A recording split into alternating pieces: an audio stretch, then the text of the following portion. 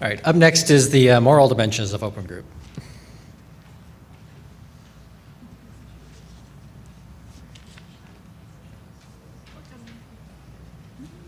Oh, I was just checking to see. Okay,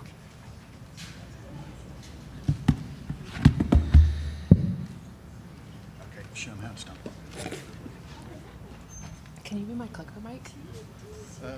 Yeah. When you see me move it? Oh, that's not connected. No, it's not connected.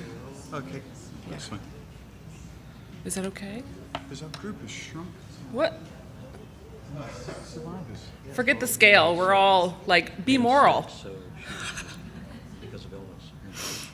Okay. I am Cheryl Ball. I'm presenting again for the Moral Dimensions group, and this is the rest of the group. Where's everyone? the mic? Oh.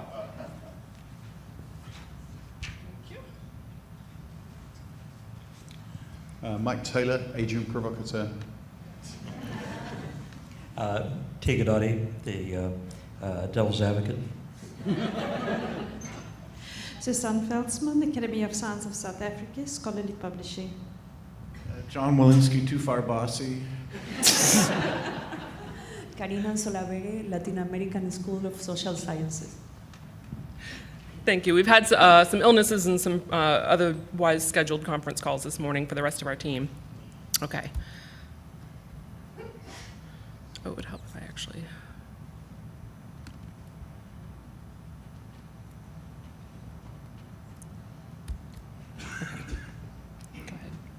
We released our inner Krakens on the issue of morality in making scholarship open.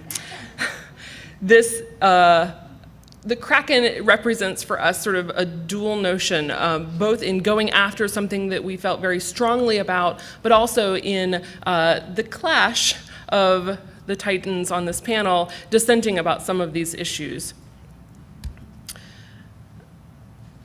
We started with the question of who has the moral obligation to enact open access.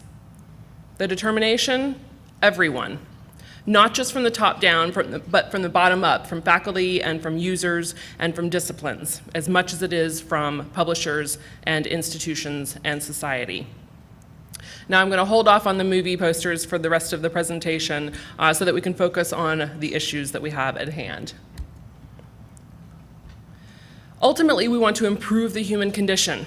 We want to open scholarly research to all. Within the group, we felt that we were morally compelled to advance open access for scholarly publications and data in many cases. Everyone on the planet needs access to scholarly research, and moving us towards global openness benefits all sides of discourses and all economies. But why is research considered a public good, or should be considered a public good? Well, research saves lives. If we embargo it for too long, we act immorally.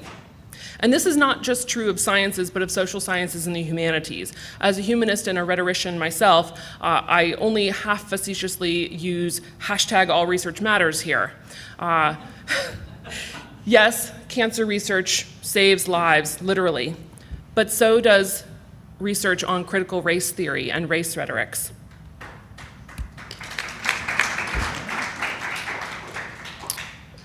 So then by what means can we reach that high moral ground with open scholarship? Our first bullet point here was quite contested within the group. With intellectual property law, we do need to work to advance its contribution to the public good by changing it for the better. And that means interacting with the law and speaking on panels when we're called to do so that we can forward our agenda for the public good. For privacy, we must attend to both individual and societal privacy protocols, such as those of indigenous populations, who may, for instance, Kristen, what is her new last name? I can't remember, working with indigenous populations on the West Coast. From her, I've learned that after an elder dies in certain communities, their information is no longer allowed to be made public in the same way that it was when they were still living. And we must attend and respect that privacy. We must also remember that not every stakeholder within a community represents its group. and we must treat each other kindly and apologize. I wrote a bad word in here, sorry. We must apologize when we screw up. That is not what it says. I apologize. And again, going back to my roots as a rhetorician and Aristotle's view that we must persuade using all available means. For us, in this era, we have digital technology. And through digital technology, we can enact this public good by creating additional value out of thin air, as Mike Taylor, our resident provocateur, said during our meeting yesterday. Again, some of these issues were contested in the group, but what we all agree on is that the contestation pushes all of us stakeholders in the group to recognize the urgency of this change. There are two moral dimensions of open access publishing that we discussed with firmity in the group. The first is transparency. Evaluating how transparent each of these issues are, for instance, in relation to the openness score that another group mentioned, will help stakeholders of all types determine how well their research processes and products are meeting this moral obligation to create public good. For instance, some of the questions that we might ask around this issue of transparency is, how much of a researcher's budget is going to APCs? How do the economic models of journals have global impacts? How open are our methods and data so that we can validate results and not duplicate studies within and across disciplines? For instance, Linus's law of software says, with enough eyeballs, all bugs are shallow. How can we implement that within our work? How rigorous and open is our peer review? And how internationally open, welcoming, and available are our publications really?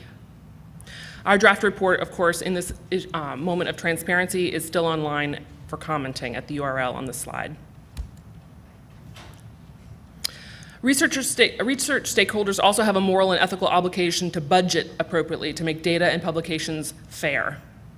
We want to highlight the budget part as it comes at the beginning of a research project when stakeholders must budget time and money for data management and the open and universally accessible use of research publications. And I want to just mention for a moment this relationship between open access, accessibility for users of all needs, and preservation. These are joint things. In many countries, of course, being fair is required by law. And this means that users too, whether they are scholars, journalists, or my hypochondriac great Aunt Sarah, have a moral and ethical obligation to cite published research in whatever manner is appropriate. So in sum, the action items proposed by the Moral Dimensions group are less based in deliverables and more in human kindness. It is all our responsibility. Thank you.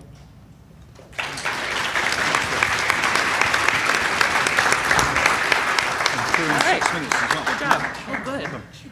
Unbelievable.